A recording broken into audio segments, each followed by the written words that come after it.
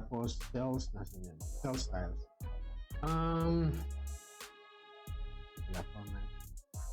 Hide and unhide rows. I think na-cover na po natin. Insert cell, delete, hide and rows, protect sheet. So siguro sa protect sheet, I think alam niyo na rin po lahat yun. Pero pag gusto niyo po, kunyari, let's say itong protect sheet. Yan. And then, gusto niyo pong ayan, maglagay lang kayo ng password and then okay na po. Meron kasi dito yung use auto filter. Okay, so let's say ito. Kunyari, may auto filter tayo. Yan. Okay. Format, and then ipoprotect natin siya. Yung normal lang, normal settings lang.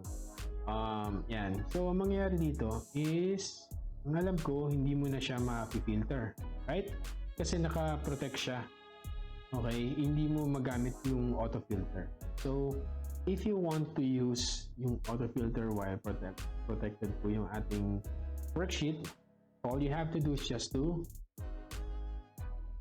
sana mag-work, protect sheet, and then go to use auto filter. Click mo to. Okay. And then try natin ha. Let's say ito. Ayaw niyang gumana doon. Okay. Yan. So yung auto filter natin gumagana na. Kahit protected yung worksheet natin. Yan. So again, kung gusto mong kasi ang nangyayari dito is basic lang, format, protect sheet. There's a lot of things that you can choose from dito sa ating protect sheet. Sa pinakabandang dulo, may makikita ka. Pang-apat sa pinakadulo, use auto filter.